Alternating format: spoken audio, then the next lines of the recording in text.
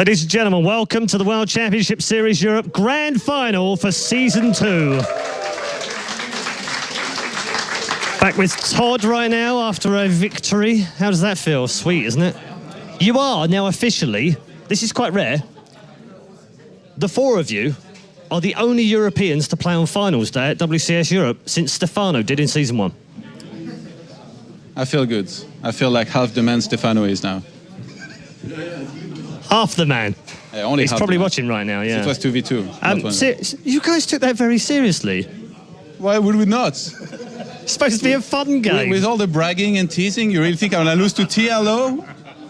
No, I don't think so. Best caster EU, now best player caster EU. It's a good title. I lost like to Red that. twice the last time I met him. Okay, so. all right. Bit of fun, but it was good fun, good-natured fun, and obviously a good win for you guys. Let's move on to the final now. These two, I mean, what more can we say about them? They've had a terrific tournament, however it finishes up for them, but I guess Sam might be the more disappointed of the two if he weren't to take home a title now. Yeah, in the previous match, but in the direct comparison, like when they are going to face now, I don't think it matters all that much. It's crazy to think that these two, I think they have like the best ratios overall in terms of win-loss, and they meet in the finals now, so I guess the stats do make sense. Yeah, see, TLO Where's was TLO wrong. now? God, now. Shot down. So let's take a little bit of a closer look at statistics while we're on the subject of that with San. Hopefully we can see those in a moment. He has a terrific record. We've talked about his PVZ. We said it was amazing, but to be honest, he struggled against Gold. Golden gave him a really, really tough game. Mentally, how is he going to think about that now? I know it's a different matchup, but is he going to be a little bit tortured by that? Maybe a little seed of doubt in there? Maybe a little bit, yeah. He has to somehow move on from that, but if he hasn't been able to identify why he was playing worse than usual, assuming that's what the conclusion he came up to, which is my guess, he might be thinking, wow, what if I play also below my level against StarDust? I'm going to have to be on my A game, so he's going to have to be careful. So they're smiling and joking over there, I tell you. This doesn't feel like a tense grand final between these two, because they're obviously very good friends, so that's going to play its part in this match, but I think once the 3-2-1 goes down and they're in game, the gloves are off then, aren't they?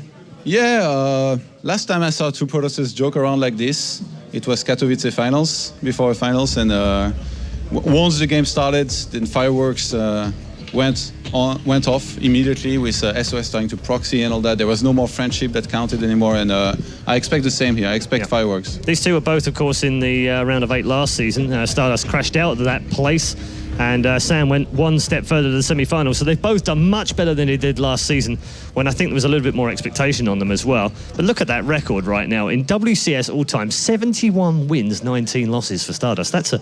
It's a terrific stat, however you want to put it up. That's the opposite of my stats. I was actually going to compliment you on the fact that you, this season, finally got yourself into a decent place, round of 16, and you got yourself on the winner's ladder. And then you just blew it. I could have seen that one coming. It's very tough. Like when you meet players like MC, San, and all that very early on in the tournaments. Like it's 32 players. There are a lot of top caliber players like these guys. But the good news for you is you're back in Premier League for Season 3. So automatically there because you were top 16 this season. So that's good. I would have qualified anyway, but... Oh, fighting talk from the Todd. I like it. Also, Todd, by the way, what was it short for? What's your nickname short for?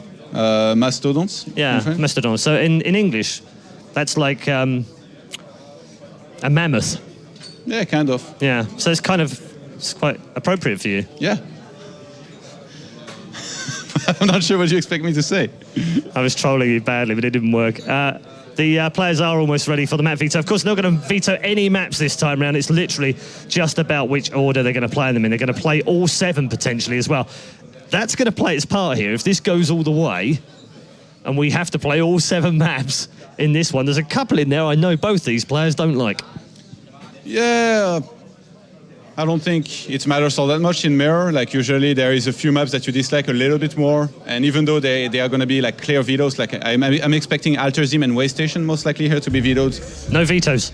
Oh yeah. That's what I'm saying. It's no vetoes, it's best of 7 now, so they've got to play them all if we play actually, 7 maps. They're probably going to be playing them last, I mean, they know how to play them, surely. Like, usually these are not maps that you veto on ladder, maybe way station. So if they were to play on way station, then I guess they would be quite inexperienced. Ooh, what do you know? Oh my God, San. I mean, San has been so solid. If you think about it, in macro games where you take a second base, a third base, and all that, he's been so solid that I'm not actually that surprised that he takes way station against somebody who likes to play aggressive. And I know StarDust doesn't like way station. It's one of the maps he told me he didn't want to play. So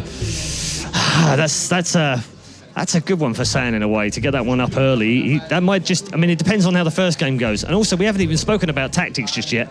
In best of sevens, this is what StarDust loves, because he has the complete repertoire. He can do whatever he likes over 7 games. You never know what's going to come. He has the complete repertoire, but he's up against the complete package. Apollo, I mean, San just knows how to adapt very well. He knows how to proxy himself. We saw him proxy in the previous tournament and do it quite successfully as well. So he knows how to counter it as well. I tried to proxy him in WCS round of 32. Yes. Didn't go well. Even though he was playing from Korea, no problem, easy peasy. So honestly, 7 maps, I don't expect any of them to proxy a single time. Do we think it might well be 7 maps? Is it going to be that close, or is one going to stretch out, do you think, here? I feel like if either of them gains a lot of momentum, like wins 2 maps in a row, then he's just going to ace it. So it's unlikely. Okay, thank you very much, Todd. And thank you for this entire weekend. Of course, it's great to have you back with us for the round of 8 and our finals today. Our semi-finals were terrific. Can the final live up to the billing? Let's hope so. One match between 2 men to decide the WCS European champion for 2014 in Season 2. Let's go over to the commentators for your grand final, Kalaris and Apollo. All right, grand finals time here at WCS Europe, Season 2 for 2014, as we have 2 of the best Protoss players here in Europe fighting for the final. Absolutely. I'm so hyped to see which player is going to take the 2nd season of this year here from the Europe Premier League. Which one will it be? And we're here to find out. Best of 7. It could be short. It could be very fast and sweet, or it could go long. You know, we don't really know what's going to happen here. But for sure, make sure that you get to Twitter and get out there and tell everybody that the grand finals is about to happen. Kalaris is on Twitter. I'm on Twitter. Go there now. Retweet, tweet, retweet, tweet, tweet, tweet. And make sure to get people watching, because we are going to have a lot of fun here for this best of 7.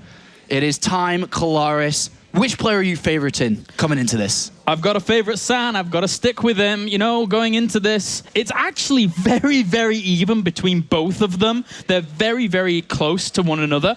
But very importantly, they already played each other this season. They already played one another in the round of 16. And who came out on top, Kalaris? It was San. He came out 2-0. And I remember casting those games, and he looked like a different player. He looked like an upper level to StarDust in those games. What StarDust tried didn't work.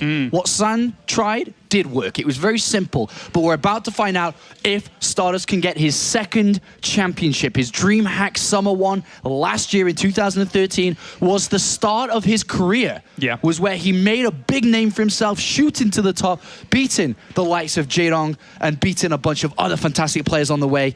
And now we could also see if San can finally get what he wants. After all this time, he's won some other tournaments, but this is the one that he's interested in. He wants to play at the global finals like StarDust does. And with a victory here today, if San wins this best of 7, he will be the #1 ranked player in the world within the WCS ranking system. MC has held that throne for a while. And we saw San beat him 3-1 yesterday, eliminating him in the quarterfinals. Has now found himself in the grand finals, and he can overtake the boss DOS to be #1. If StarDust wins, he would find himself 3rd in the ranking system. 2 positions for both of these players, which would find it very difficult not to see them at the global finals at the end of the year. All right, the grand final is upon us. Both of these players had a meteoric rise to the top, and now it's time for them to butt heads, clash. One of these players will be our WCS Europe champion for Season 2, as we have spawning to the bottom right-hand corner our red Protoss. Representing my insanity, give it up for StarDust! Whoa.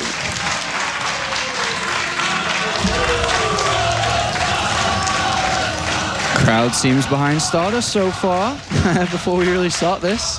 And up to the top left, we have our blue Protoss player representing Yo Flash Wolves. It's San. Wait a minute. Let's do that again. All right, guys. Up to the top left, spawning as our blue Protoss. It's San. That's better.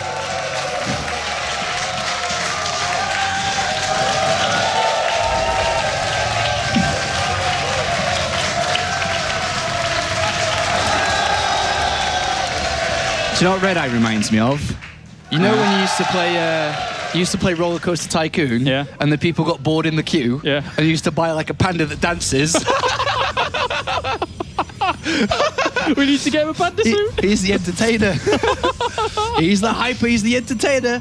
He's getting the crowd pumped for the grand finals here. Wow. And we've started off with quite ordinary builds by both players here. Both double gases down. We see StarDust who's actually scouting a little bit more here. And I actually agree with what Todd said before. I don't think we'll see many proxies in this game because both of these players have won games, they've lost games on proxies, and they just know the inside and outside of early proxy gates where it's not going to really give them a significant advantage or even an easy way to a victory. So Yeah. I don't really see that happening, like Todd said, throughout this best of 7 at all. So StarDust playing extra safe here in the very Well, beginning of this. You know, early proxies, I'm talking about like gateway attacks and stuff, but what we're seeing from StarDust here, on a map like King Sejong Station, it's really easy to hide buildings elsewhere, like in the middle of the game. So not like an early proxy here, but this most likely, it could be a Stargate, but I'm thinking it might be a Twilight Council or something. And the location is so hard to scout out. If you want to scout that out with this probe, you have to go all the way around this direction, as Funker is highlighting here, to be able to really start spotting that. It's very difficult to spot because of the rock positionings, etc. So now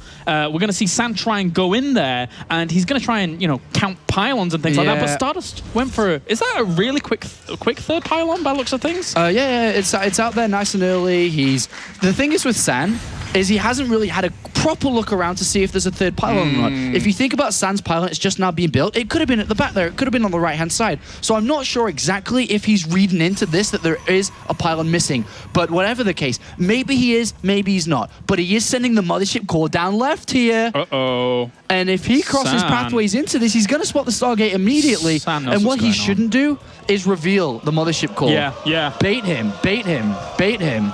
Uh-oh. Well. San. Wow. Oh, he reveals. He reveals it. He's going to try and go for the pylon here. He's not going to be able to get the pylon in time. And he should have just backed off immediately, as you can see. Yeah, especially because now he's actually going for a Phoenix instead of anything. So that mothership core is in trouble. Doesn't have energy for a recall. Would end up dying pretty fast if that were to come along. So he'd have to reinforce. Yeah, it's about 10 energy away. It might just have enough for recall, but it would definitely take damage here. Yeah. But And then Blink, it wouldn't have a photon overcharge later on. Right. Luckily for San, he's going to be the aggressor here. He's got Blink on the way. He's got a probe out in the middle of that, which has been spotted too. That's really big for this game. His probe's actually cut off, and he gets a pylon down, but he does see that. But of course, with that probe being alive, he would have liked to have got that a lot closer in, because then he could have launched his 3-gateway Blink attack much easier here. Yeah, it's a good buff spot there from StarDust in the end, being able to deny that just a little bit. He does see everything in terms of the setup from San over the other side, so at least he knows that it's a Twilight Council with 3 gateways. So maybe he'll be able to prepare himself with that robo facility on the way. Yeah, he's got the robo in straight away before additional gateways. You don't want extra units to defend against a Blink attack. You want to be going over straight towards the robotics facility because you need a mortal production immediately. That's the key unit that can, defend against the type of Stalker attacks that we'll see, especially with Photon Overcharge, which will buy you enough time to get at least 2 Immortals out. All right, Phoenix once again going to dive in, have a look around, maybe try to find the mothership core, tickle it a little bit, but does not find the room to. San's covering himself quite nicely, still chrono boosting into that Blink, very important. The Stalkers are already piling on some pressure. Energy for a Photon Overcharge, though, should be able to keep this at bay. And notice how he didn't use it straight away because he doesn't want to waste time, or energy on this if the Stalkers are just going to run away anyway, which they were going to do. So, but good confirmation with the Phoenixes. He double-checked the Twilight Council to see if Blink was still on the way, which is very smart for him there because he knows it wasn't a cancel or something that's kind of a little bit funky. Just knows it is definitely Blink I'm playing against, and he's definitely just going to slow down his game a little bit here to make sure that he has the units out. The Immortal, obviously, the key unit here in defending and getting an expansion down ASAP. And Blink, in essence, also gives him the reassurance to go over now to that left-hand side and start killing that, because he has an escape route for this Stalker, just in case it were to get in a little bit of trouble through all of this. So this is also a nice move by San. It's small, but it will allow him to eventually... Oh, but there's 3 Phoenix on the way, so they could start picking up some of these units. That's a bit annoying for him. Yeah, he could. Oh, he could. But I mean, if he picks off 3 Stalkers, sure, that hurts an attack, which I think he's going to be ready for anyway. So I would prefer if he can try to find some economic damage, Mothership Core damage, probe damage. And his Nexus is coming in anyway, and the game is going to stabilize after this point. They both will get their expansion down. No one's committing to any sort of attack, and we will go into the next part of the game. Hence the Forge coming in for StarDust, looking to upgrade his units now. And to be honest, unless San has something crazy planned, he should be doing the same. Nice pickup here by StarDust, quite literally, to be able to kill off a few of these Stalkers and then fall back from here on out. San, with quite a few Stalkers in essence, StarDust realizing that he had to fall back, otherwise those reinforcing Stalkers would have done some damage. So as much as it was identified that he's playing against Stargate play, these Phoenixes are worth their weight in gold. They have so much potential value in them. They're scouting units, which means you don't have to think about getting a sentry too fast or wasting energy on hallucinated Phoenixes. You've got these stick out for you. You can catch loose probes. It's hard for San to be aggressive against a player who's in your face and scouting you all the time. These Phoenixes are so important in this game, and actually really nice, because if you think about the setup for both of them, they're kind of similar. If you think, they've got the Nexus down, they've got the Forges coming in, one a little bit faster than the other, one's got the, Immortals production coming, but these Phoenixes are just something that San doesn't have. And he's doing something so nice with his Phoenix, which is spreading them out, then converging on a single point to scout out everything on his side of the map. So if there were a probe on that side, he would have been able to find it and then pick it up. A very, very clever little move there by StarDust. So now he knows on his side of the map for now, there really isn't there to threaten him. Really good observer placement, though. He's going to spot these 3 Phoenixes immediately, so he should be in position. He should be able to pounce on these and hopefully get one of these Phoenixes. Remember, San does have Blink. When is he going to pounce? There it is! And he is going to get one of them. Lovely to shut down at least just one of those Phoenix for now, and he also can, try and keep them off him and keep them at bay for quite a while. But now the Robo Bay is finished for StarDust, is being added on for San as well. So we're going to see a very, very similar composition out of these guys for now. But it is StarDust who is in the lead with everything, just because he's got things faster. He's got the +1 attack, he's got a slight few probes advantage, he's got the Colossus out faster, he's going to be able to just work on things a little bit easier because he has 3 Immortals out. And in this position, there's no need for him to do anything, because the player who's in the lead through the way that this has worked out with the Phoenix play and just how the early game went, it's up to San to make the key decisions on how he is going to find himself back in this game. Maybe it's through a little bit of harassment here and there with these Stalkers. Maybe it's taking a faster third base. Maybe it's trying to do this, trying to do that. But we really have to see how San's going to get himself back into an equal standpoint. One thing that I noticed throughout all of the WCS this season, San's mechanics, as Todd has mentioned, is almost second to none. He doesn't really make mistakes. So if StarDust makes mistakes, San will catch up. But fast third base, spotted immediately here. Yeah, and so we'll see what StarDust wants to do against that. If he doesn't go for some kind of push, he will just fall back onto his own third base. Looks like that's what he's going to do. But it's a good point that you mentioned before, because San's engagement control as well throughout this entire season has been really, really strong, especially in Protoss versus Protoss. His form in PvP is a lot better than StarDust's in 2014. The numbers are very, very heavily in San's favor when it comes to this matchup as of late. All right, well, I like that the third is coming in for StarDust, because as much as it would have been nice for him to be aggressive, it's also a risk. Do you risk to win the game there and then? Or do you say, okay, if you third, I'll third, and I'll continue and ride my advantage through. Nothing's actually changed in this game. We both will do the same thing from this point. So I like that decision from him. We do see faster 4 gateways coming in for San. But where are StarDust gateways? He actually needs to be adding on more gateways soon, because he's still, if you think about his entire setup, only on 3 gateways. Yeah. That's not good defensively or aggressively. It's something he should be adding on before his third Nexus completes. Definitely. One advantage San did have going into these stages of the game is that, yes, he did have Twilight Council a little bit earlier, and thus he had Blink, and technically can start charge a little bit quicker, as StarDust was kind of putting all of his expenditure to other things or whatever. But for now, StarDust still leading in terms of supply, and San's just trying to pick off pylons where he can. Very, very I would say, relatively even game here so far in the start of it, but for now, StarDust has that little slight advantage. Yeah, I mean, if you just look at the army, it's just like one extra Immortal, one extra Colossus shortly, and just a little bit of a faster upgrade and stuff like this. And overall, the numbers here you can see on your screen makes it a little bit easier for you to understand. But we'll see where this is going to go from here on out. We do have Stalkers still roaming around, blocking scouting information, which is always good, as you said, picking up pylons and so on. But no clean decision from either player as where they're looking to go or strike. They're not adding on excessive amounts of units. There's no wild tech swing. Temporal Archives are the right time here as the gases have been added on the third base to add in the Archons. But here for the first time, for a little bit here, is a deviation between the both of them. And it's San going for the Dark Shrine here. So if he's able to get Warp Prism out, potentially, a pylon somewhere around, he's going to be able to land some critical damage into the economy lines if there's not some, sufficient enough defense. And StarDust notices that his opponent did have his Templar Archives down a little bit quicker than him, so that's very important as well here. But in the grand scheme of things, I'm not anticipating big conflicts before we hit that 200 mark, because they feel really well set up on either side. And notice how the Dark Shrine got scouted immediately and was forced into a cancel immediately. So the deviation's now gone. And now we continue back to where we just were a few seconds ago with the second robotics facility coming in, +3 apiece. We noticed, though, how the hell Hassan got ahead in the lead with upgrades? Like, there's been nothing that's really slowed either of them down. He's just been hitting it faster, getting the chrono boost into it, and he's pushed himself in a lead in that regard, which is rather nice for him. And it's small things like this that can allow San to slowly crawl back in, despite no action happening for the last little bit. Yeah, of course, a slight advantage in terms of army supply for StarDust, but say, for example, both of them hit 200, and that +3 had that small window opening, then San could do a lot of damage. The +3 weapons is so important in a matchup like this. This is why you don't really see armor too much, because Colossi benefits so much from the weapons upgrades. But the problem is I mean, remember that a lot of StarDust has a bigger army and a better army, but there's also Stalkers in San's army that aren't that useful either. I mean, what are Stalkers going to do in that jump in, get fried immediately and die? True. I mean, what are they really going to do? So they need to try to find a bit of value in this game still, maybe jump into the main base somewhere, try something along those lines.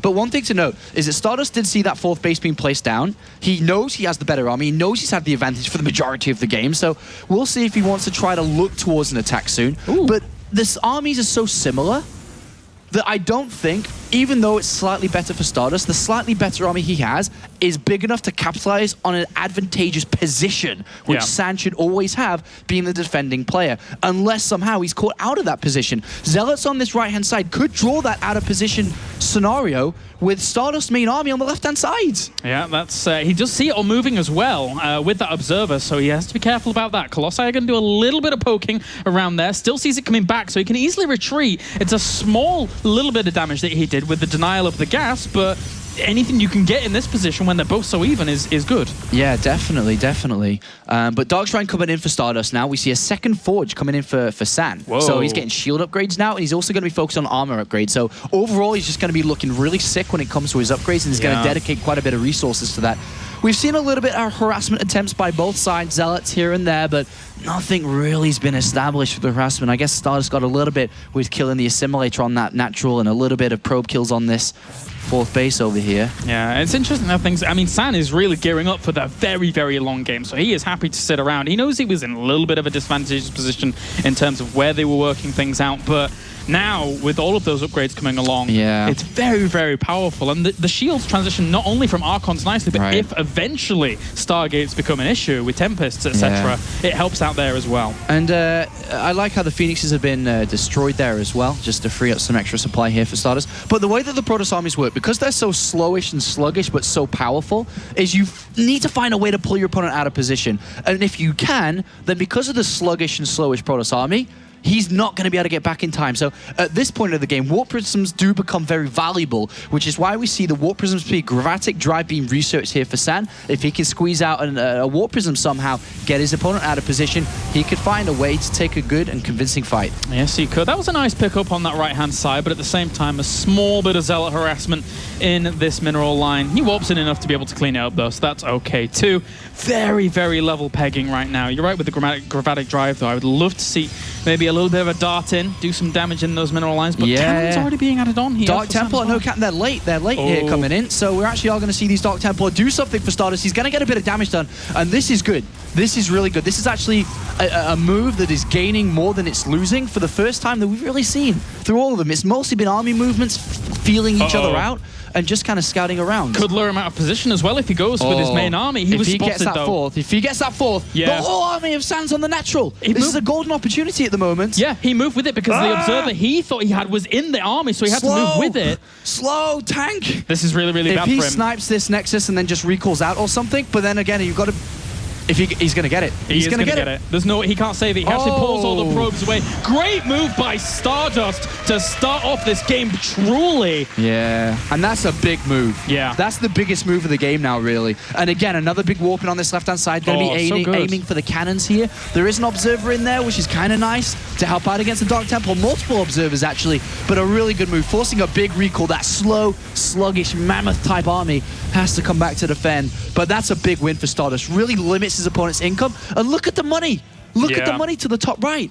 It's banking up. It's banking up for StarDust dramatically because he is basically almost maxed out at this point and can just keep churning that out. And he has the better income as well because this base did go down. Now it's going to have to be re-established for San. He is supply block during this mothership being added on for StarDust as well. So his army is going to become extremely powerful. He's going to turn him invisible. And unfortunately for StarDust, I mean for San, you know, he dedicated to those double forge. He hasn't really been able to use them correctly yet. He's only now just been able to go into the 2-2 of both of these upgrades, which should have been early because they both did complete earlier, but they're very expensive upgrades trying to go for the shield. So unfortunately for him, it's harder to make that work with this Nexus being killed off. He's actually killing his own Archon in his mineral line because it's stuck, his San. So that just dies there behind all that pylon and stuff. So, but he has, you know, with that fourth base being re-established, he has the money to be able to pull that back. But every little's going to count because StarDust bank is so big, so severe in comparison. And the mothership core difference between the two of them is so large as well. That's really something to think about here. San now looking for some harassment on this right-hand side of this natural base. Blinking forwards, going to try and get up into the main, but there is a Dark Templar there, which eventually will clean things up considering there's no observer, but still.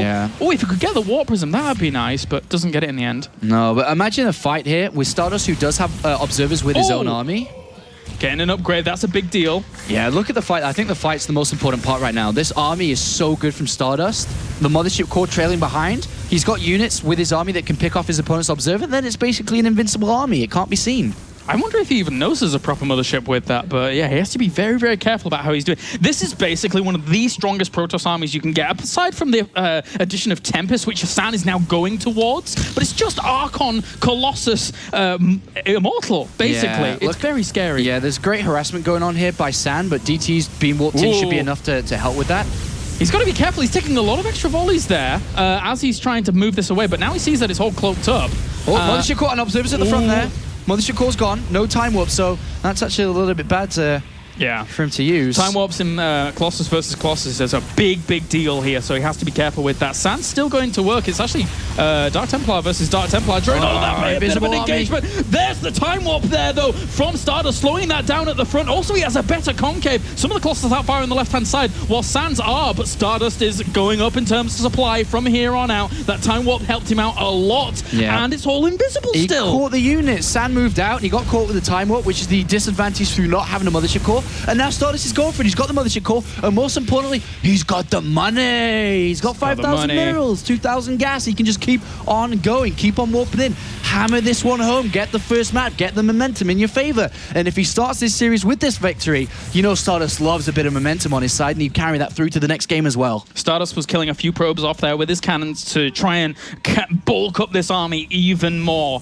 So very, very tense PvP here. San is down so far in terms of supply and doesn't really have the bank to currently compete with StarDust. He is running away with this. Unless San does something, he's going to be dead. And StarDust says, yo, bro, how big's your army, man? Because I'm on on the right-hand side, I'm going to come from the left-hand side as well, and you're going to be forced to move your army one way or the other. And unfortunately for San, who is down in numbers, simply can't defend 2 areas effectively. And that is a very smart move from StarDust, who's looking to close this one out. The natural goes undefended. San's going to chase the army, maybe with a good victory, a good fight on that army. He could make this work, but it's going to be hard. He's playing this out beautifully, and he actually funnels all of this army into this small choke. Archons go down very fast. Lots of San's Colossi aren't even firing at this point. This is a disaster position for San. There you go. GG. StarDust takes game number 1. Wow, what a PvP to open up this series. Great start. And remember, one of the most important parts for me watching that game, San in PvP games rarely loses in long, drawn-out macro games. If you think back to the games against MC, he won every single one of those games, and it looked quite easy as well. But StarDust says, you've got to do something to actually stop me in a heads-up game and a toe-to-toe fight.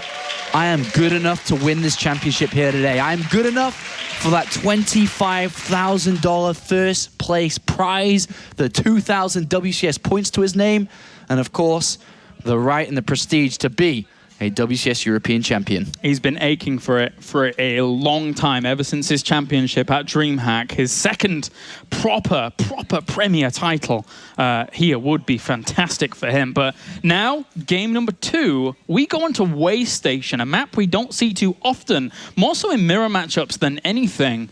And this has the potential of once again being a very long PvP if they let it get that far. Absolutely. Way Station can really play in a couple of ways depending on which spawns they land on. If it's the further away ones, we could see a longer drawn-out game. If it's close, we could see quite an aggressive game come out from one of these guys.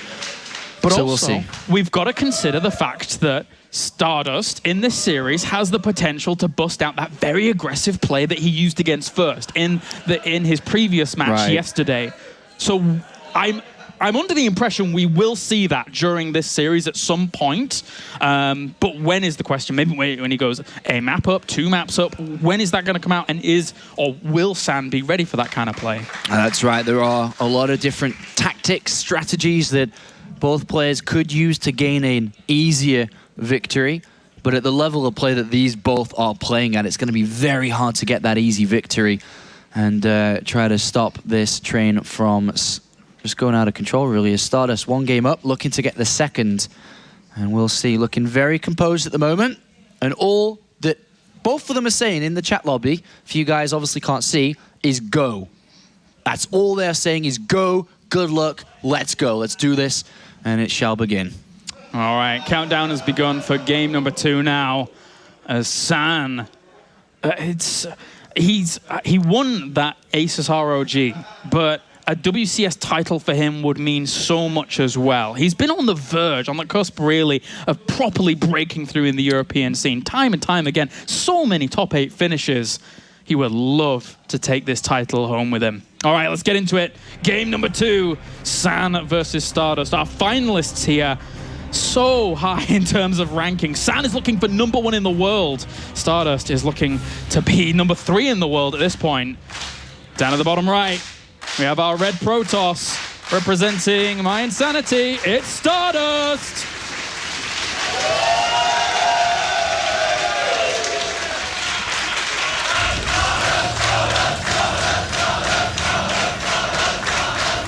I think we have a fan favorite. And up to the top left-hand corner, our blue Protoss representing Yo Flash Wolves. It's San.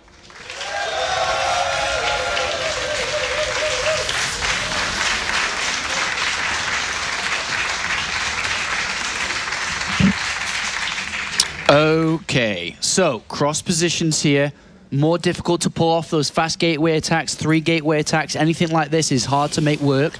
And we could be seeing a longer drawn-out game here. We'll see if we've got some special tactics and strategies that are going to be brought to the game. We see San scouting inside his main base, wary of a potential proxy inside already. More difficult to pull off, but even though it's slower and less effective, sometimes it's more effective because the opponent is just completely writing that off from happening, which sometimes can be the case. Yeah, takes a probe to a long time to get over there if you're going to try it on this map.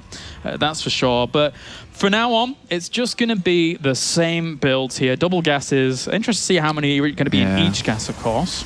StarDust sending out an early probe here. And it's going to scout around the natural and is actually on the way to the other side of the map. So 2 things. It can obviously just be to get inside San's base immediately, to have a feel out, double gas there or not, pylons there or not. Or he could be trying something to hide further on the left or the right. But at the moment, it is heading towards that main base. Yeah, it could be going for a deviation. big switch. Uh-oh. Uh-oh. I think it's going to be the same. It could be the same. Yeah. Very well could be the same. Depends how far left he goes. I think it's not going to be the same now. If he'd gone up towards the natural area and put the Stargate up there, I think this could be for a Twilight Council. It could be for, Dark Templar to be hidden. Alternatively, one argument towards Stargate would be because the Mothership Core scouted it out so well in the previous game, he would be putting it really far away, so that would never happen. But that is and look at this double wild. probe. Look at that mind game. Sends out a probe later, at the later but normal time for a lot of players to move out with, to fake it even more. Stargate is going to be the choice here from him. But nice fake with the double probe. Yeah, definitely. So I think, what we were mentioning before about the idea of the Mothership Core coming out and spotting it kind of comes to fruition. I mean, StarDust, though, just trying to chase this away. Noticeably, he shows the Mothership Core coming out at that particular time. He didn't go for the Stargate, the Mothership Core. So, it creates the illusion the gas has gone into that for now. Yeah. That's actually really good, actually. San, I think, knows that there could be a proxy out on the map. Look how he's looking and searching around. Because when you enter the main base of a Protoss player, if they're not proxying anything, if they're not rushing out of structure, they have... Okay, so simply for anyone that's learning, when the Cyber Core completes and you've mined from 3 and 3 in each assimilator, you get 250 gas, right? So if you get 250 gas, why is only 100 being spent on the Mothership Core on the Nexus? Why is Warpgate Research not being researched? And why isn't Stalkers being built? If you get those, you start to spend that gas, right? Or That's a sentry. true. So if he goes in and only sees the Mothership Core being built, then where's that gas gone? He's not delaying it on purpose for a mind game. So San's really thinking and reading into this very nicely. And I think he suspects a proxy, even though he's seen absolutely nothing. Yeah, he's scouting out everywhere for it. You're right. So very, very good analysis of this situation. San, for now, is unfortunately for him, he's not going to be able to find it anytime soon. The Oracle is already on the way, but he's already got Stalkers and his Mothership Core positioned to be able to greet such eventualities. Yeah, I mean, he's playing this perfectly. He's having a look around. Ooh. He's going to spot the Oracle. Nice. Perfect. This is really good game sense from San. Really, really good. He's got his units in position. He's got a photon overcharge if he wants to use it if this Oracle commits. Great defense, And that was all without even seeing the Stargate. That was actually really, really nice. Very, very well done. 2 extra gateways. Wait. 3? Okay, yeah, 2 extra gateways and a robo facility being added on behind this for StarDust, knowing that he hasn't really done too much with the Oracle, but it could always pose a threat later. San's gonna go for a counter here. So he knows his opponent spent a lot of resources in that, and he knows obviously he doesn't have blink or anything along the line. So San's gonna go for craziness. He's got the Mothership Core back at home to make sure the photon overcharge is there and use if the Oracle goes in, and he's now gonna test what StarDust defense is. That's a lot of resources which have gained 0 value, and even more money being thrown into it with a second Oracle. That means the defense of StarDust is very limited right now. Sure, he has a photon overcharge, but that's it. That's really all he has right now until that robo finishes up properly. Exactly. It's pretty, late in comparison to what we're actually seeing in terms of the build here from StarDust. So he's not really going to have an Immortal out super, super fast. He needs to Chrono Boost into that right now. Yeah. He knows it's a threat. He knows the threat is here and is real. These Stalkers going to start working on things and blinking back, saving themselves. Look at that. That's brilliant because he knows he's got to wait till the photon overcharge goes down. So he actually wastes a bit of shield damage to bring down that pylon, putting so much pressure on. He throws an expansion behind this as well. Things are going really good so far for San. And at the moment, with the unit count that StarDust has, and Photon Overcharge going down in seconds time here. Loses a sentry. Guardian Shield was up on that, so it won't be able to deny any damage on this. The Immortal has popped, though. But still really good blink control by San. Yeah. Really turning on the heat here in game number 2. And he's not overcommitting to a huge amount of Stalkers here, because he could. He could try to jump on the Immortal, but that gives an opportunity for a mistake to happen and StarDust to capitalize. He's got Stalkers. He's pressuring. He's going to force the second Photon Overcharge. He's killed 3 pylons, including that one there. And he's got the sentry to force field him in. Photon Overcharge being forced here as those 2 Oracles and 2 Zealots, most importantly, actually get warped in to try and help this out. But the 2 Zealots also warped in for San to defend. Very, very important. But there's quite a few probes. This is a bulldozing move here coming out from StarDust. He just throws it in. Getting 11 kills there. That's really, really good. Really good. I didn't expect that to work, but a big bulldoze move. He finally finds a Stargate. But does that negate the fact that this Nexus is already very, very quick here for San? I think that he can replenish those probes pretty fast. Right now, he needs to be chrono boosting into the probes and also chrono boosting into the Immortal too to get his own Immortal out. By buying as much time as possible with the Sentry. It's a sacrificial Sentry on the other side. But look at this. To skip over the Force Field, we have the Warp Prism. And this is a nice move here. He's going to obviously just drop these down on top of this army. Great move here from StarDust. And the Force Field completely useless. And San's going to have to blinkety-blunk all the way home now. Poor Sentry doesn't have blink. He gets left home. A sad little guy. But for now, StarDust starts up his Nexus. It's very, very slow in comparison, though. He's going to go and take a 3rd Nexus. He's going to go to the island. He knows he's in a lot of trouble in terms of speed, so he has to do something drastic. This is going to be that move. But San, where is that Observer going? He's going to... No. Oh, my God. No. He shouldn't see it. I think it's just outside vision range. No, I think with air vision... Well, if the Nexus is even... Oh, he's checking. No way. No way. My God. No, wait. Did he... I don't think he noticed. I don't think he noticed. No, he just checked if the Nexus was there. Wow. Oh, my God. If San doesn't end up punishing this somehow eventually, double Stargate? What is going on? I think he may have seen the probe. I'm not sure. You think? I don't know. Funky, did he see the probe? I don't think he did. Shake. Yes, no? He doesn't know. No, he doesn't know. I don't know what that means. That was the weirdest... I don't speak Observer. Don't know. Yeah, I don't speak Observer talk. All right, this is. I mean, either way, he's gone for this double Stargate here. I'm not too sure if he knows about this potential up there. I don't think so. Even if he doesn't, and I don't think he does, because this double Stargate is going to be pretty intense no matter what, because this is not going to be scouted. Very intense. This is not going to be scouted easily. Whether it be Void Ray or Phoenixes, it doesn't matter, because they just are going to destroy everything. Yeah. Void Rays will just charge through everything. Phoenixes are going to pick up everything.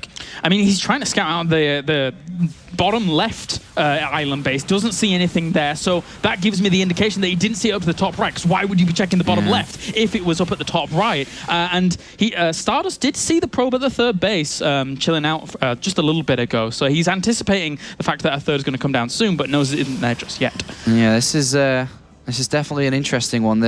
I do like StarDust's decision to try this Phoenix. 3rd. I really do like that. Yeah, these Phoenixes are going to run havoc in this game. There's simply no answer to them yet. Yeah. Dark Shrine of the island as well. Yeah. Oh my God, StarDust. You crazy man. Dark Shrine could do a lot, actually. Look how close this is. Yeah. Hop, skip, and a jump over there, and you find an entire base, my friend. You make 1 Void Ray and happy times. Depending on which way he flies with the Phoenixes, he may cross paths with the pylon. True. It's close, but he's edging slightly more to the left now, so... Yeah, no. Wow, he doesn't know it's that at all. All right, but this is still going to be a big surprise. This is actually going to do considerable amounts of damage, too. Yeah. Because the lack of anti-air, it could actually go in there, pick up all the sentries, kill those off super fast. There's only 2 Stalkers really to be able to deal with that. Yeah. And he will start picking things up and actually killing them off, but 2 Phoenix worth of DPS isn't too much. So he doesn't want to pick up 3 units at a time. Yeah, shouldn't have picked the Immortal up, should have just got the sentries. That was a bit of a mistake. All right, +2 weapons actually on the way for StarDust, so he is ahead in terms of those upgrades, and the 2 Dark Templars are now warping in during all of this. There is an Observer inside the main base, though. Okay, so he should be all right. So... Yeah, he should be all right, but he doesn't really have many units there, which is the bigger problem. They split up too, and there's 1 Observer to cover 2 locations, remember? Everything was invested into those Stargates. This is going to do a bit of damage. All right, so nice move here by StarDust to really kind of get himself back into this. It was looking perilous for him just before, about 5 or 10 minutes ago, but now he's doing all right with these Dark Templars, really evening things up, and that 3rd base still not noticed is doing work for him. Yeah, overall in this game, he killed an extra 7 probes there, so that was actually rather good from those Dark Templar, and he gets out with 1 of them, and can live to fight another day. But these Phoenixes need to start doing some work here for San. All right, Warp Prism gauged and ready to go, but he's going to have to evade all of these Phoenix eventually. He's actually splitting up. The 1 Phoenix is down to the left-hand side. Maybe he's banking on the fact that a Warp Prism is out somewhere. So I was trying to look for that somewhere. Yeah, he saw the warp prism. He knows it's somewhere, but just doesn't know where exactly. +2 coming in for both players now. Much faster here for StarDust. Those Phoenix are going to the top right. They are going to the top right, and they are going to find that base. And cannons have been added on, so he now finds it. He now finds it. Yeah, well done, San. And he's going to kill those probes. And to be honest, it hasn't really paid for itself at all right now. It was going to take a long time for it to pay for itself. You got a little bit of extra gas, but not too much. Yeah, and Dark Shrine did get a few kills, so you could factor that in as well. StarDust has to be very careful of any movement out he makes. As you know, he's got 4 hefty immortals, but any movement out is going to be actually dangerous because of the Phoenixes here. They're going to do a lot of pickups, and there's a good amount of units out here for San. He's got Zealot Charge, my favorite upgrade. He's got a lot of gateways coming into, and he's overall just building up a big army. As you can see, the supplies are taken away a little bit. And without an effective mining third from StarDust, and there is one for San, it's quite easy to call who's in the lead at the moment. Look how many probes are even on the natural. That's because he just recalled a load of them over to the third base with the Mothership Core. But interestingly enough, the way the Phoenix work in this engage, once it comes, is there's 7 Phoenix out right now against 5 Immortals. If he actually picks up all of those Immortals and just negates them for the first 10 seconds or so of that fight, it becomes a real pain in the neck for StarDust. He does see that a lot of probes are up there now, and they must have been recalled. So it's not a bad as a position that StarDust could have been in with those probes mining up there. Warp Prism down south for San, and while he moves out in the middle, and he is going to drop inside the main base while putting a bit of pressure on at the same time through the middle. StarDust may encounter the Protoss army. Does see it slightly. Got to be careful with that. Dark Templar wants to run away. Is there even an observer with the army, though? Oh, yeah. Oh, he's with a Mothership Core. So that's quite a strong army. Yeah, he's got a very strong army. And like I said, the lifts are going to be so cool here. Yeah. Picking up those Immortals, you have to target down the Phoenixes. You've got to get rid of the Phoenixes. You need your Immortals in this fight. It's a really big deal. So many Zealots here. There's, more gateways currently for San. He's a little bit pylon bot, which is really crappy. But the army that he has outside StarDust, he's going to be able to deliver a good fight and potentially, with a good fight, equal this up. StarDust doesn't know this is happening yet. Hallucinate Finish is going to show him. He's got to get ready now. It's right on his doorstep. How well is he going to be able to deal with this? Photon Overcharge goes down. The Phoenix poke in to assess the situation. There is a High Templar there that could actually do a lot of damage to those Phoenix very fast. That is a good counter to those in this situation. If StarDust holds on and gets effective damage with his Warp Prism on the natural here, a big warp in of Zealot DTs, get rid of the cannons and do good damage to the economy lines, great. Oh, nice find. Very nice find. Nice start for him during this. He's going in. He's going in. All right. Going to try and push on forwards here. The Phoenix aren't in this fight. The Immortals actually behind that assimilator are in a really good position for defense. Look at that. Wow. The 2 gateways at the front there, the good position. But at the same time, we have a Warp Prism from San getting into the main base. This is going to hurt a lot more, and it may offer another opportunity to San to go in again. Very close here. The Phoenix actually fly in. He could actually pick some of those off, but it doesn't get them too much. The Zealot's still actually doing a lot of damage in the main base. StarDust has +3 as well, remember. Gateways holding their own at the front of this as they're trying to hold on against San all of that. can't break him. He can't break through that. The heavy Zealot kind of play isn't working because of all these structures and the Immortals and Archons behind the structures. Great defense. Really clever and nice clinical play from StarDust. Very good. So back and forth this second game. San behind all of that took a 4th base. Yeah, but it's not this. working. He can't kill him, so he's had to retreat back to a 4th. There is an opportunity, though. The cannons on the natural. The cannons on the natural here. If they get picked off, the DTs should not be at the front here. The Zealots need to get rid of them, and the DTs will do the rest. All right, if that 1 Dark Templar can stay alive, he can do quite a lot. You're right. But we have the army once again moving through. He sees the 4th base. There is a cannon there trying to hold on out. He does recall to save this base. Very important for him. But StarDust, this gives him more time to breathe, more time to just establish good defense and, get that economy continuing on throughout those 3 bases. Yeah, what a great series and good game this one. Really back and forth. Some interesting strategies, some good thought processes being thrown in by both players here, and overall just good strategy and good StarCraft, apart from that one gateway which just blocked his units in. But we'll forget about that one. StarDust will give you a freebie there. But look at the supplies now. StarDust efficiently mining on these 3 bases has built a massive army. Look at that. And he negated the Phoenix so well before. There were 7 before, now there's only 4. It's not going to be as easy to get lifts off because those High Templars are in there with the ability to feed back and really negate that, the negation, as weird as that sentence sounds, during everything that goes on. Yeah, it's time for StarDust to take a fourth. He can start to be a little bit aggressive himself, and now all of a sudden, San, who threw a lot of money into that attack before, has now found himself, after not being able to crack his opponent, in an interesting position as we do see StarDust slightly ahead. But the army, there's a lot of Zealots in this, but look how many Archons there are for San. So as much as the numbers are in favor of StarDust, 9 Archons. We'll see. There's so many Immortals are going to play a massive part of this fight. But again, position in favor of San.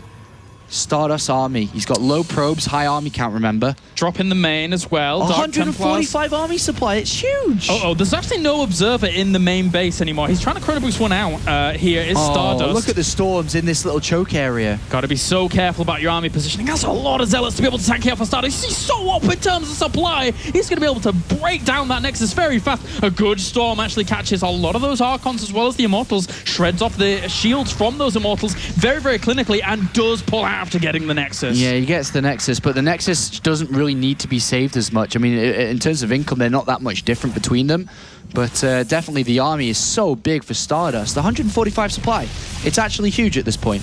Where's the Observer? Okay, so the Observer's in the main mineral, the natural mineral line, really not helping out against those Dark Templars in the main. Yeah, this army's not going to be beaten. This army's not going to... Look at it. Look at the size of it. It's huge. These Phoenixes aren't doing anything in assistance anymore. They were meant to be used earlier, which they weren't. It's 147 supply against 106 in terms of this army. It's absolutely massive. I don't know how he can beat... I mean, yeah, Archons are pretty good, but they're not good enough to be able to defeat so many Immortals in that army. Phoenixes go in, they just die instantly. Nice feedbacks to be able to deny any lifts on those Immortals. Very, very important during this. The 2 Colossi at the back getting a lot of work done here for San, but StarDust's numbers just overwhelm him through this.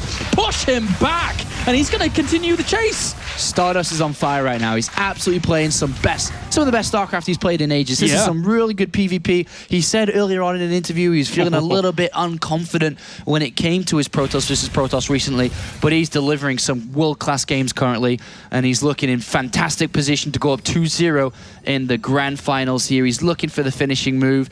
He's played this one out so good. I thought he was going to die, but he managed to survive on that natural. He was playing from a difficult position at the start of the game here. Yeah. He was thinking, he was making the right decisions at the right time, and now he's looking to end this one. You're right. It was been an amazing performance here in game number 2 for StarDust for the recovery. Now looking to push away this final remaining force of San. Very little left. The Colossi have nowhere to go. Storms, as well as the Zealots, just pushing on forwards to end the final blow to this army with the Immortals staying true to their name, staying alive at the back of this force. Warp Prism reinforces as well into the mineral line with those Zealots. GG, game number 2 goes to StarDust. What a performance so far in these 2 games. And you were saying he didn't feel too confident before, but this surely has to give him a bit going into this next couple. Yeah, he's looking good, and at the moment he's on the road towards winning this championship, and San needs to really buckle down and figure out a way to stop this guy. Otherwise, this could be a landslide. And we saw earlier on with San versus Golden. He feels the pressure when he's in a behind situation. He feels the pressure. He did well in that series, though, to recover and stay strong to who he is. But right now, this is a very difficult task. And to be honest, one of the most difficult tasks that San's had to face recently. Yeah, true as anything. Golden was quite the task before in the previous series. Normally, San looks absolutely formidable against Zergs, but here now against StarDust, it's looking shaky. He had the advantage in that game. Quite clearly had the advantage in the second game, but it was stolen away from him by StarDust. Quick thinking, quick to that third base. Yeah. Kept it hidden for a while. And it's really hot in here, of course. StarDust asking for some more. You can see him sweating in this kind of intense atmosphere. He's even got shorts on, but that's not helping him here. The lights, the studio, the atmosphere, the temperature in here, and of course the intensity of playing a grand final against, one of the best. One of the best. These are the 2 finest Protoss, really, I think we can say, with MC that we have in the Europe region, and they are head-to-head challenging for the $25,000 first place prize. It's massive. $15,000 guaranteed for both. That's a good payoff for their hard work this season. But an extra $10,000 would go to the winner here. And of course, the almost the security of being able to play at the global finals. Winning this, it's a lot of points, and you're starting to really secure your position. And with a lot more tournaments coming up, you've got some other global events coming up in the next week or so. In Touchstream Masters Shenzhen happening, DreamHack Valencia is happening, so there's a lot more opportunities to grab those points. But right now, this is all that matters. The atmosphere here in the studio is absolutely electric for this grand final. StarDust has been playing out of his mind these past 2 games. And you're right, those points really, really matter. Game number 3 now on the way between San and StarDust. Can San stop the bulldoze effect here of StarDust? As we have spawning up to the top right-hand corner our red Protoss representing my insanity. It's StarDust.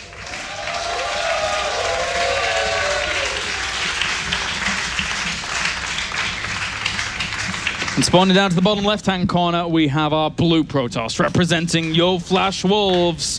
It's San.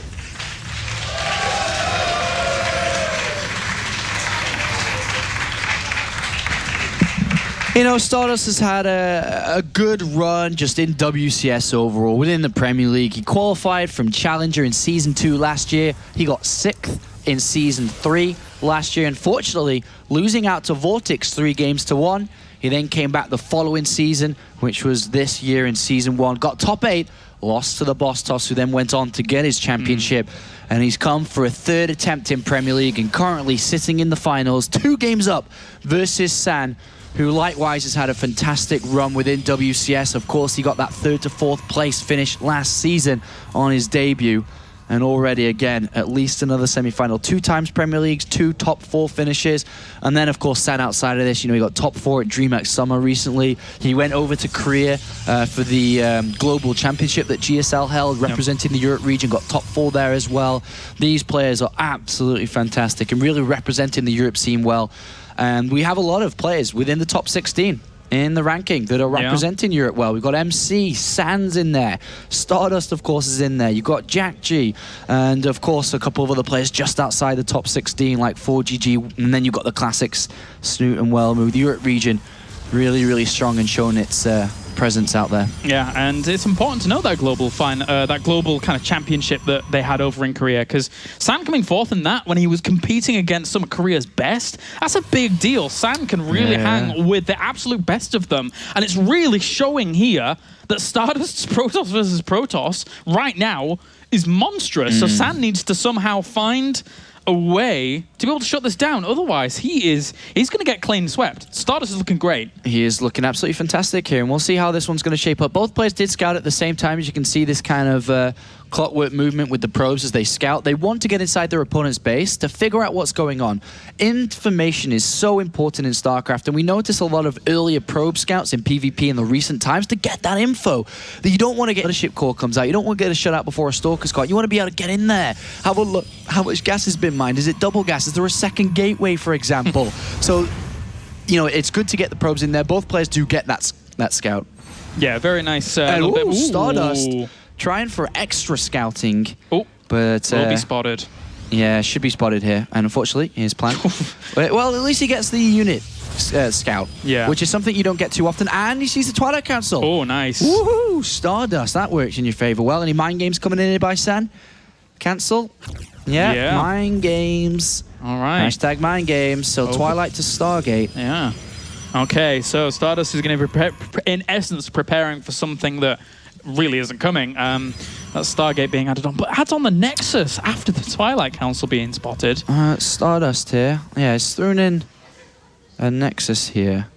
He was a little bit late on his warp gate research.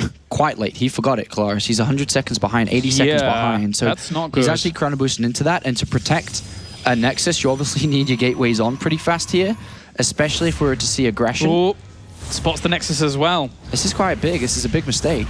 StarDust, sorry, San, are you going to look to exploit this? Yeah, he's chrono boosting into the Cybercore again to try and rush that out. Bit of a mistake there. He's going to hit. He's going to hit, by the looks of things, timing that technically shouldn't be there if the warp gate was kind of there for StarDust. Yeah, we'll see if it's going to play an impact. I think the biggest part is he's had to use chrono boost in there when he shouldn't have had to. It should be getting and saving up to get the Immortal out or something along those lines, but A scout here from StarDust sees a pylon aggressive there. Doesn't really know what that means. Is this Dark Temple here? Is he going to have to start to rush out and observe it pretty fast? By the time that Hallucinated Phoenix gets over there, the Oracle's already going to be gone. Oh, he misses the Oracle with his scout, by the way. He's rushing out an observer, of course, because he doesn't know what this is exactly. What Gate Research still being chrono boosted into. Sees the Stargate now, so maybe he'll be preparing a little bit more for that. But only sees the 4 Stalkers, 2 Oracles. He can gun down the Sentry pretty fast here. Photon Overcharge is going to be forced out on this Natural Nexus shortly. Yeah, StarDust has got to be very, But if he does careful. that, then he's got to be careful of the Oracle inside his main. Starts his own Stargate behind all of this as well. Oh, good defense. Oracle sees that, though. But yeah, you're right. He does push that away. San is... it's going to be hard to break this. I mean, he sees the Robo down. Photon Over... There's almost a second Photon Overcharge available. Or the first Mortal's coming in. It looks like, well, he whoops in 2 more Stalkers. Yeah, I was going to say, like, Why did he whoop in 2 more? He's got a probe set up for a Nexus position, but... He might go for this. Yeah. It looks like he's going to try and go for this. You wouldn't warp in 2 more Stalkers if you're going to expand there. You're just delaying your own Nexus, so... This is interesting. Did he just warp in more? And he's got the Phoenix coming out. That's obviously going to be, I would suggest, to pick up the Immortal, right? The Immortal's the big part of this army. The Mothership Core's going home, which would have been nice for the assault, but... Yeah, but if maybe an Oracle squeezes out to defend... Yeah, it's true. It would be nice. If he can get this... He could do a lot of damage. He doesn't have a Sentry to be able to force field off the ramp, unfortunately for him, and the Immortal does pose a threat. Gotta be careful about how you do this. Another Photon Overcharge will buy him so much time. His Nexus is still very delayed, and he's still not made. He's just warping units. After this Photon Overcharge, he's going to go. Yeah. He'll wait for that, and then he'll fight, most likely. I'm pretty sure that the Phoenix is here. But they have to pick up the Immortal. I would pick up the Immortal, and then just... That's it. And then if it gets killed, pick it up again with the other one, because I think he has 2. The Phoenix? Yeah. Yeah, you're right. Pick up the Immortal, man. That's the big damage dealer here. Get these Sentries killing the Zealots and Sentry. Get the Oracles killing the Zealots and Sentries. No Photon Overcharge. It's only got about 20 seconds left. Gotta be careful here, StarDust. San right now, in terms of army supply, is up slightly. And then you're going to have the Immortal in the air, which is 4 of that army supply, remember? Here we go. Photon Overcharge is down. Pick up that Immortal. He's got to find a good position to fight, though. Right, certainly wants a good force field as well. He's actually... 3 Phoenixes come out of nowhere. Oh, trying to deal with those Phoenix themselves. That Nexus is taking a lot of damage, though. Force fields do actually hold a lot of that army off StarDust. There's the double time warp here from San, bringing that Mothership Core back to try and aid in this fight. Army supplies are so close during all of this, but if he can't break the Nexus, then what can he do? Well, we'll see. We'll see. There's a lot of Stalkers left. He can't lose that Immortal. Needs to keep that Immortal alive, but it's not going to be kept alive. The probe's actually pushing it to the front there as well. San still has an opportunity to do some damage. He does, and San's going to break this, and it looks like we are going to see a retreat to the main base. The Mothership Core was killed for both players, and the Nexus shall fall, so a successful attack there. May not have been the way he wanted to do it, but he does get that down, and that's good. From this position, he can start to maybe think about getting in a Sentry and force fielding here, maybe. He'll probably try and expand behind this. He does have the Twilight Council coming in as well, so he might go up towards Blink pretty fast. Getting his own Nexus from here on, I think, is absolutely important. It's going to be difficult to really break that with what he has, and does go for that Nexus there. So Phoenix for StarDust, though, head over, and they should be able to kill off that probe and then get the intel that they require, knowing now that, you know, him being Nexusless does spot that. All right, so 3 Sentries and Immortal being built here, and StarDust needs to break down, and he needs to start thinking about expanding fast here. It's going to be very hard to do an attack. I guess there's no Mothership Core either for San, which is something he actually needs to start thinking about getting. Mothership Core, very important, but it should be just an expansion coming out here from StarDust. And this game shall move on. Blink on the way for San, yeah. So StarDust trying to re-expand himself, knowing that he has lost a little bit during that. Nice pickup here for San if he's able to get any, but no, does not, as they scoot on out of there. And that Warp Prism trying to also sneak around as well. Very, very important. If he can get to the mineral line here, San, once again, maybe he can try and bring himself back nicely in terms of that loss that happened before. Well, at least one thing's in StarDust's favour. He's got the bigger units, the powerful units here. We have the double Phoenix, which are like described in game number 1, very good at scouting, intel, and just being a bit of a nuisance, really. And then he's also got the second Immortal coming down quite fast. Forge and Twilight do start at the same time here for StarDust, as we do have Sam with his own. Stalker's a little bit out of position to stop that scout, but the game moves on to the next part, which is the mid-game. And I do favor slightly San's position. I always prefer the economy, because even though you're behind on some other aspects, if you have a better source of income, obviously you can start to catch up slowly but surely. Yeah, with +1 started as well for him, and we saw how things have developed in the previous games. If he started his +1 quicker than StarDust now, and in the previous games he started him later but still caught up. One would assume that San from here could actually push those forwards very, very quickly and get a significant advantage if StarDust isn't careful. So he really needs to babysit that +1 does StarDust and make sure that it's on par with his opponents. All right, so it becomes a game of information. Both players need to figure out their opponent's next move before it happens, because if you don't, you could get blindsided by something you're not too sure about. So a good denial of scout there. Really good. Is able to prevent San from getting more information, because the only thing he knows, I killed a Nexus, man. Yeah. I don't know anything else apart from killing a Nexus, so you don't know what the follow-up is. Is it a random Dark Shrine that could be happening? It could be anything. So it's really important to get information in, and we are going to see StarDust with an Oracle try to get further information here. He's already seen the Forge and the Robo. He's going to see the Robotics Bay, which is the most crucial part here. So he knows his opponent's going up towards Colossus. Notice how these Phoenixes are preventing any scout from coming in. And I wonder if he'll use this kind of cloud, this kind of smoke to his advantage here. He's building up a big army, as you can see. He's moving out. And so far, this is working. If you think at the army supply... Is he trying to hit before that Rubber Bay even comes into effect? Yeah, I mean, he's... Oh, actually, San gets units in. Oh. And he's like, wait a minute. Where's the army? The most important part is the army. Like, where is the army? Oh, does he see it with that... I think he may have seen it with that... Watchtower just then. I don't think he did. Very close. I don't think he did. All right, so still has to be very, very careful about this. The Stalkers, now they see exactly what's going on. And we'll have to blink away and pull back. Yeah, it's going to be hard to make this work. San now sees it happening. He warps in around the units. He's got the Photon Overcharge available, Defender's position. It was a good try. I mean, maybe if there weren't extra units, maybe if it hadn't been spotted, maybe it could have been worked. Oh well. That's kind of sad. Yeah, I think it's time to go home and expand. Yeah. Nice pickup there from Sam. So losing a Stalker or two for that. Not the hugest of deals. To be able to deny a Mothership Core from an engagement before it even occurs is a very, very nice kill. But one thing that's in favor of San is that when you dedicate to a kind of attack, whether it works or not, you put resources away from somewhere into a different location, and that is the Colossus tech here. They're both going down the Colossus tech, but we see San, who dedicated to it earlier, having it out faster, so he's actually going to have a Colossus advantage here, as we already have one out and the first one just on its way. Second robotics facility actually coming in for StarDust, surprisingly, and we see a Templar Archives, which was scouted immediately there by StarDust instead. StarDust has done a pretty good job of, I mean, it wasn't, the most crippling of damage for his Nexus to die off, because obviously Sana had to commit resources to actually killing that as well, and didn't quite have as much income, but, so it's relatively level pegging, but he does not want to be taking an engagement just yet without his Colossi, so very important for them to just kind of stay stable at this point. Warp Prism inside the main. Ooh, and picking up some probes at the natural as well, so this is a good start here for StarDust to really kind of do a little bit of damage. I like StarDust's position again. Yeah, he's doing really good. I really like the double robotics facility. I actually really like this in this position. To be able to really jump up with a Colossus count, they're ever so important. If you think about... Gone. If you think about any Protoss versus Protoss battle, what are the damage dealers? It's the Colossus, right? Yeah, it is. Colossus is the damage dealer. If you're building 2x2, you're going to have a lot of damage output, guys. It's kind of simple. So I really like that addition on. And 5 extra gateways should just be in time. Oh, no. Oh, no, San! Oh, no.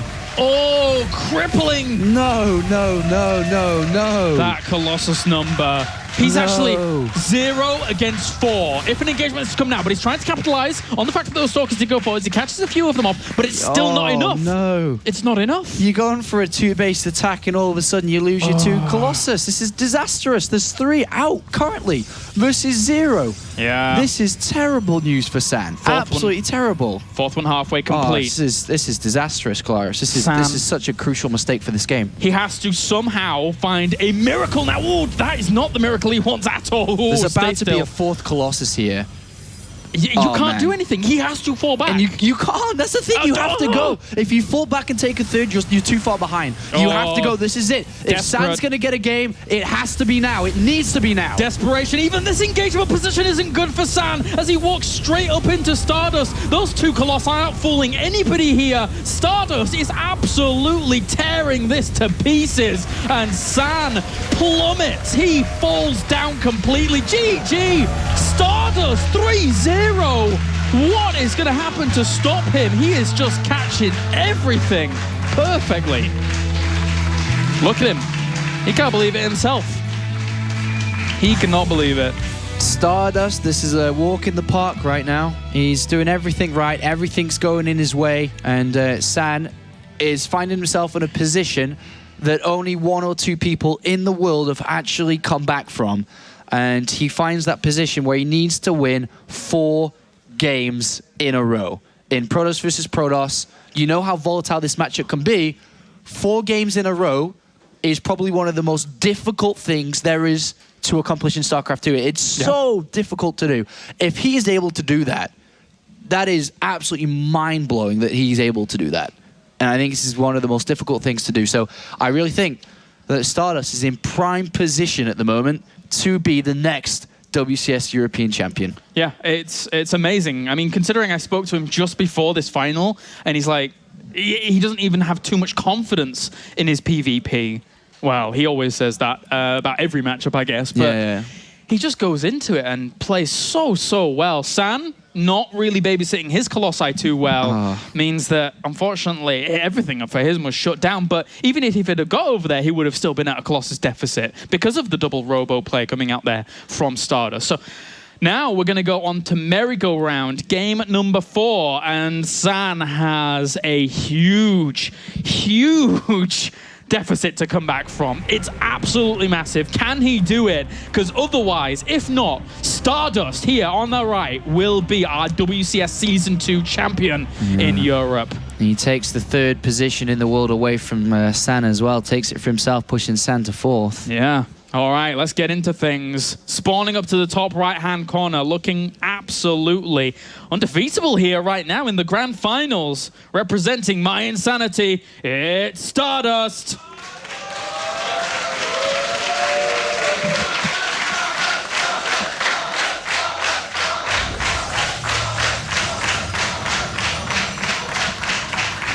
And up to the top left, needing to play now the series of his life to come back from the position he has found himself in. Representing Yo Flash Wolves, it's San.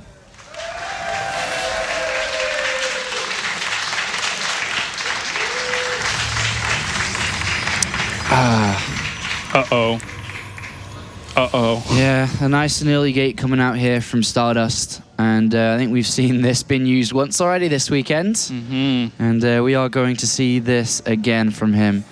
An early rush and attack. And if San sends his first probe the wrong way and does not get the information he needs, it's pretty difficult to deal with. This could be a very flamboyant way to win this series here if StarDust is able to close it up like this. We'll see. He's going to be aggressive from the get-go. He's going to put the pressure on pretty fast into this game as San opens up with quite a normal set of opening steps with his build order. It's the gateway down on 13, the double gas coming in, the lack of scout here. It's a 3-player map. You're not really going to be scouting too early here because you're not really expecting to see any early aggression on the 3-player map, or at least proxy. So he's assuming that this game is going to go to the later part of the game. He's expecting the mid-game, the tech choice wars, the mind games, that part of the game. But no, look at the difference with the warp gate research already. We have a 30-second advantage just about. Just under 30 seconds. And if he chrono boosts fully into warp gate alone, when there's no energy for a Santa chrono boost on the other side of the map, this window that is already big. 1 chrono boost in already. All right. Other into the Stalker. This is going to prevent any form of scout here. With the Stalker coming out quite fast, it's going to put a bit of it's indirect pressure. If a pro was to come out soon and was getting close to seeing what's going on, yeah, good luck. But he has no clue. He's not going to have a clue for a long, long time. Not only that, but I think... no, Stardust is... Well, we'll find out in a second. Stardust, two probes in each simulator, focusing a lot more on minerals. Another chrono boost into that. We'll see a couple of gateways come down shortly. His probes in the middle of the map. At this point, I say the one thing that could go wrong for Stardust is that maybe he loses his probe, and then he needs to send out another one, which significantly delays this type of attack. And he goes, and he doesn't know if to pull back or not, and he needs to pull back immediately here, and he doesn't want to lose that probe. The difference in warp gate is now... Oh, hey! Loses the probe. That's bad, and he needs to send out another one. So that was kind of the one thing that San could kind of hold on to. The difference in warp gate, because the chrono boost actually just went in for San, is now around still like 40 seconds-ish during all of that. So it's still a big window. Stalker pokes San's forwards. got no idea what's going on. Yeah. He sees a Stalk. He's like, oh, God, one Stalker beat some other shit. Caught me, run back. The other Stalker's going to come in. Where is the chrono boost going in for San? I mean, he's got a Twilight Council, Dark Shrine. This is almost a replicant of what we saw from Wellmu versus Stardust when this actually happened. But again... I mean, there's a robotics facility coming in. We have San with a pylon on the other side of the map, but the problem is, even if he goes in the scouts, what's happening? It's already too late. It's happening now. This is it right now. So all right, Stalkers, if they could even do any damage to that, that would be fantastic. Photon Overcharge is ready. You can dance just outside of it on the right-hand side here. Probes come off the line. He's trying to keep up that Photon Overcharge for as long as possible. Doesn't want to use it just yet because he knows the threat could potentially be coming. And we actually have a pylon inside the main base, so this is like an immediate threat from Dark Templar there. And that Dark Shrine is not far away. He's going with the probe, so he will actually notice that, but he doesn't really want to warp units in defensively. He wants to be over the other side, being aggressive. Yeah, he's building a mothership core right now, which is a part of the thing that you don't have, so hopefully he can use that defensively with an observer. But right now, Stardust doesn't see the Dark Shrine, but I think he's going to guess what's going on. Now he sees the Dark Shrine, so he knows what he's pretty much going up against. Yeah, he went in for, whilst the Photon Overcharge was there, trying to get some damage done where he could, but now has to pull on back. Doesn't want any of these Stalkers dying, but he's up in terms of supply pretty But the problem is, right, you warp in a couple of units defensively, you sit with an observer, how are Dark Templar going to do anything? The only thing they can do is defend, so it's not even that much that useful at this point. These Stalkers are going to have to run away, these four, but if they come back with an observer... Yeah, he's got to be so careful about how he does this. All right, one Stalker falls, but yeah, it's not the greatest of trades there for Stardust. Twilight Council coming in here for Stardust. Imagine counter DTs or something ridiculous. Yeah. We'll see. There's going to be an expansion here for Stardust. Look to win the game early. Didn't happen. And the Dark Shrine did work its magic. But the next part is going to go on, and both players shall expand. With Twilight Council behind this for Stardust, so there's the Nexus for San. Nexus is going to be coming down for Stardust in a second. If San doesn't get detection and we do see a Dark Shrine... Yeah, that would be really, okay, it's just bad. Blink. It is just Blink. Okay. All right. Come on, Nexus. Go down for Stardust. It's got all this 400 minerals in it. Okay, so the probes move into that now. And we'll kill a pylon down there. So, not too bad for San, all in all. Not too bad. How things played out there. Yeah, didn't die, which is a good start. It's an important part of playing StarCraft. Yes. All right, so the game moves on from this position. Similar positions, but obviously the robotics facility is out faster, which is the core part of being at this part of the game, is that is the structure you want to be having, and you want to be building units from at this point. Obviously, forges should be coming in shortly so that they can further themselves with the upgrades. Immortal production should be beginning soon as well. But Stardust is going to have a good look inside for free. Without the robotics facility done, without observers out, you can actually have full range and a good look around inside. It's very, very nice to get all of this intel without feeling too threatened, but now seeing that being chrono boosted, you might want to get out of there pretty quick. Yeah, it's funny because right now Stardust is still building Stalkers. He's not added on the sentries or forge or anything. He's still just building Stalkers, and his unit count's quite high. So there's a clear opportunity for him to move across the other side of the map. It's 11 Stalkers to 1, and I was just having a quick look after I finished looking what the Observer was seeing, who the Observer clearly saw all of this. Dark Templar does spot this Stalker Immortals move being made. There's double Photon Overcharge. I think it should be enough. But imagine like a blink inside the main base. Yeah, it would be really good. But I think it should be enough in the end. It's going to be... that's a lot of Stalkers. I think he could blink in the main base. If he caught the Immortal as it came out, then... I mean, San is expecting it too. He's got a probe there. He doesn't want to allow this to happen. Dark Templar at the mineral line. Stardust jumps in. He jumps in. All right, the army wolves with the Immortal, so able to back that up pretty nicely. He actually gets the Observer during all of that, but has to back on out. Yeah, not going to work. He jumps down here. We'll try and get a couple of probes. Not working.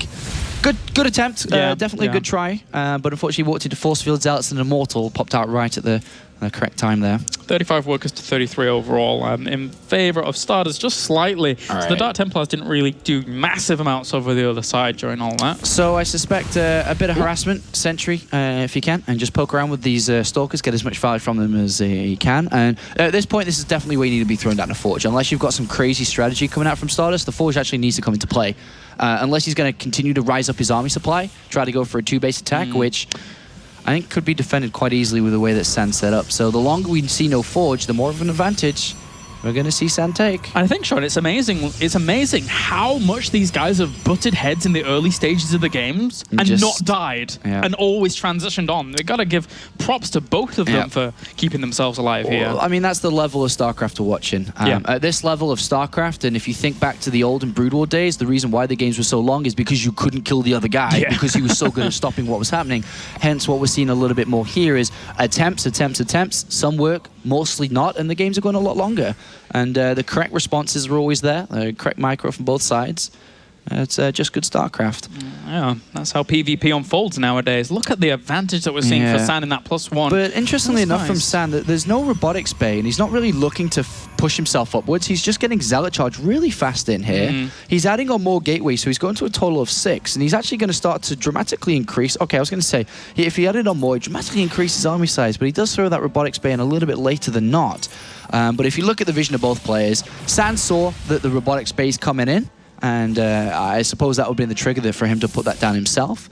Whereas StarDust, a little bit less of information he's gathered. He saw the 3 gateways in the main, but he hasn't seen that Robotics Bay or Temple Archives or something. Yeah, he's got to be careful about this. He does. +2 now started for San, though. Is he focusing Chrono Boosts into that? Not just yet. May have just already thrown one in, but those 3 gateways extra finishing up here as well for him. He's going to have a lot of reinforcement power. 3 gateways additionally being added on for StarDust over his side of the map as well. Yeah, still could get caught out there, but does escape. But yeah, this you shouldn't really at this point be able to break each other again, which would push again towards the 3rd base coming in quite fast. It is a little bit more difficult for sure. Yeah, I mean, I guess the quicker someone realizes that, the better. But counteracting that is this map and how far away a 3rd base can be and how open it can be. You can't really defend it as well unless you set up a really nice concave in advance to be able to greet someone. So that is merry-go-round to a T, really. Yeah, and they're going to be expanding away from each other too. So yeah, the 3rd bases is probably the next part of this game. Yeah. Temple Archives is being thrown in from StarDust. So he may try to push out. I mean, his army supply is decent. And it is hard to break your opponent if they're on 2 bases each. With a 3rd base coming into play, that's a different story. Because obviously you build up probes towards that. It's 400-500 minerals thrown in there. You're out in the open a little bit more. More units. San has... not spotted the Temple Archives yet. It's at the back. Yeah, it's very far away from to be able to spot. It's going to be hard to hit with +2, right? So it's going to be hard to hit the attack, I think. He should be looking for a 3rd. If he tries to hit before +2, his opponent will have +2. Yeah, 3rd is better, and just place that down. Yeah, with a very, very similar Colossus count. And 1 extra Immortal in there for San. Eventually, you know, it's too volatile an army composition right now for them to both butt heads, and +2 to really be a big telling factor. So he's just going to continue playing this out. He does have a good army supply, I'm not going to lie. 91 over 71, but still... just taking that 3rd is probably the best response here. Yep, so the game's going to further on. One big difference, though. Armor's coming in. Instead of +3 attack. This is very interesting. I'm not too sure why he's going for this unless he's planning an attack himself. I think it's geared more towards warping in a lot of Zealots, more so than anything. But if he was doing that, he would have to hit harder before there was more Colossi out. Because if you don't hit when there's only 3 instead of like 7 or 8, then it definitely screams more of an attack, because obviously you'd be wanting to get +3, right, if you're looking to go long. But with rushing out a +1, which is a cheaper and faster upgrade, you get a slight advantage having that upgrade, and then you're throwing it into a lot of disposable units such as Zealots. Yeah, sure, it does kind of plan towards an attack here. So San, who is now climbing closer to his opponent when it comes to that upgrade, they're actually very similar. He might overtake soon. Definitely, I think this is going to be an attack. So just that 1 upgrade alone kind of tells us that. Big part of this game, StarDust has no idea an attack is coming. Is he going to be in position? Is he out of position? How is He's this? currently in Yeah. position.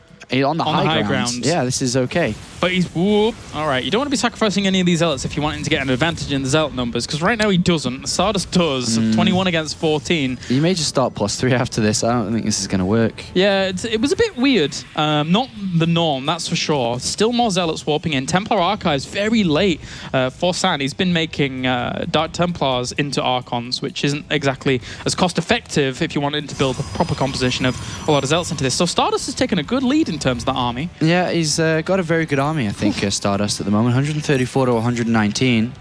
Both players just sitting back for the time being. StarDust, sorry, not StarDust, San moving forward again. And the high ground here above the third base, probably the most important part of the fight. This high ground's pretty impressive to hold. Don't want to just give it away too easily. And if you do have it away, then you want to be spread out quite well. I'm actually quite surprised that StarDust during all of this expanded towards his opponent in the first place. I mean, technically, yes, he's expanding away from the third, but expanding to that location, it's very, very close. And Just taking the high ground. StarDust needs to spread out here. If he spreads out, he's okay. Of course, you use the ramp to your advantage. yeah. San is great up on the high ground, but as soon as he comes off that high ground, uses that ramp, he's going to funnel in, which means the time warps and the spread of StarDust is going to be quite delicious. +3's being made, and StarDust working on that, but his opponent isn't. Oh, and he's actually going to push in from this angle. This is an interesting choice. He needs to pull back. He doesn't want to be taking the engagement just yet. Time warp will slow a lot of that down. A lot of damage is being thrown into the structures here on that left-hand side, which is tanking a lot for StarDust. Another time warp. The Zealots really aren't doing anything here for StarDust. A lot of dead weight in that. Really not doing too much. Look at the Sun, surprise! though. Yeah, he sacrificed all of his Zealots through towards that Nexus. They died off very quickly. Actually, StarDust keeping those in reserve. It's Focus taking a lot of the fire here from it. And he looks like he's going to be able to finish this. He already knows. Yeah, he knows he's done so much damage. San in a lot of trouble with those Stalkers as well in the mineral line. StarDust going for the clean sweep, the 4-0. Pulls the probes off the line. Congratulations. GG. StarDust is the champion with a 4-0. What an amazing performance by him. Wow. Congratulations to StarDust. He is the WCS Europe Premier League Season 2 champion. He joins the likes of MC, MMA, MVP. What a guy. Well done to you. And of course, Duck, don't want to forget that special man. Congratulations. Absolutely massive congratulations there to StarDust. Well played from him. 4-0. 4-0. A sweep by StarDust as he claims first place prize and actually now finds himself third in the WCS ranking system, taking San's third away from him. San now fourth. MC holds on to his first place for now, followed by Hyun in second, but a magnificent performance from StarDust. And finally, another championship to his name. DreamHack Summer last year, 2013. Fast forward a year later, and he's now also the European Premier League champion. An absolute amazing performance for him. Who would have expected a 4-0 clean sweep against a player the likes of San, who has just looked so good, even in Protoss versus Protoss. Throughout 2014, StarDust really proves his worth and decisively pinned who is the better at PvP there. Yeah, I mean, StarDust definitely didn't have the best record throughout this season. He's dropped games here and there. He lost first in round of 32. He lost versus San in the round of 16. Yeah. But coming into the bracket, coming into the playoffs, he looked like one of the best, and he is the best. He is the current champion. He is the new reigning champion of Europe, and I'm sure Mind Sanity over the moon with his performance today. And another championships to his name. Unfortunately, San drops one step further than last time, though. 3rd and 4th in Season 1, 2nd place in Season 2 this year. And we'll hopefully see what he can bring for Season 3 when we come down to that. But it's a great performance and a fantastic 4-0 for StarDust. Yeah, very, very well done. And that pretty much wraps everything up here for Season 2. What a season it's been. We said it was going to be the best season. And yeah, I think the games haven't disappointed. Yeah, definitely a lot of games to remember. But it is now time to hand it over for the winners' ceremony. Team to Apollo, to Kalaris, to TLO, and of course to Todd. And also a quick mention for De Muslim in the last round as well. Thank you so much for being our commentary team throughout the round of 16 and the round of 8. And also, let's not forget our observer, Mr. Funker.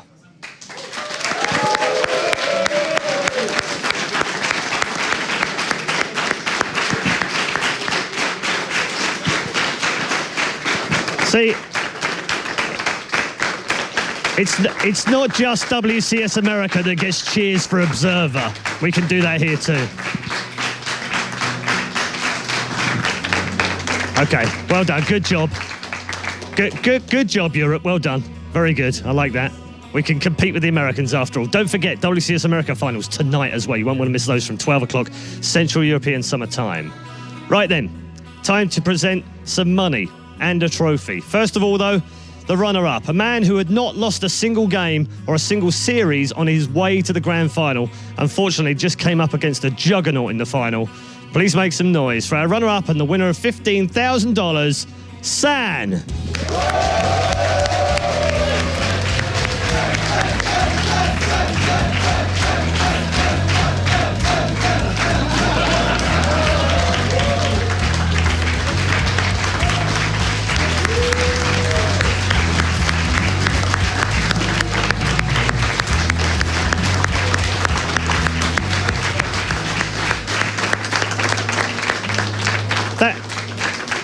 That was a little bit cheeky, but we'll let him off that one, maybe next season.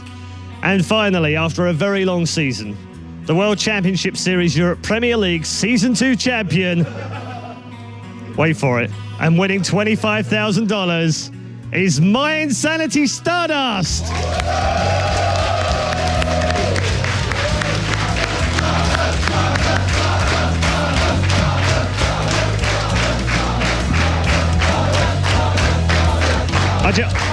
I just want to get a very quick word with you, okay? This is your second Premier tournament that you've won, and you've swept San 4-0. Just explain to me what's going through your mind right now. How excited, how happy are you? First of all, my mind was just, I'm okay because I advanced to final, then play my game, and I don't care about result like last DreamHack Summer. Then first game, I realized San have some very defensive mind, so I just try using that mind, and I was playing very risky, but anyway he defends only, so I'm very far ahead from for build order fight. So when I won first game, then this is mine. I realized. Okay, all right. Well, it was yours from the very beginning. Well done. A 4-0 win. You are the champion of WCS Europe 2. Bernd Gottsman from Blizzard, the esports associate manager. Please present the award. There we go. The champion, everyone.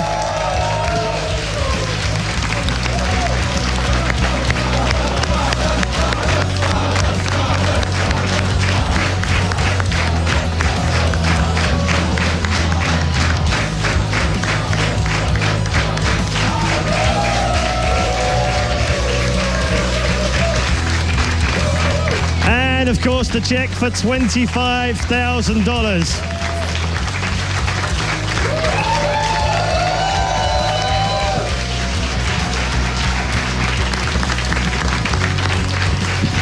And that is just about it from another fantastic season of WCS. Season 2 has come to an end. StarDust is the champion. We have one more season to go to decide who makes the top 16 for BlizzCon. This man has made an awfully big stride towards that coveted position inside the top 16. San is already in there as well. So is MC. Europeans being represented very nicely indeed. WCS America Season 2 wraps up this evening as well with their semi-finals and grand final. And then when it all shakes out, there'll still be a few more tournaments to go. Don't forget, DreamHack Valencia offers WCS points. Gfinity does too, and so does the Intel Extreme Masters in China. There's still plenty of points up for grabs to find out who the top 16 will be at BlizzCon in 2014. From everyone here at WCS, though, in Season 2 for Europe, that's it for this season. We'll see you next year.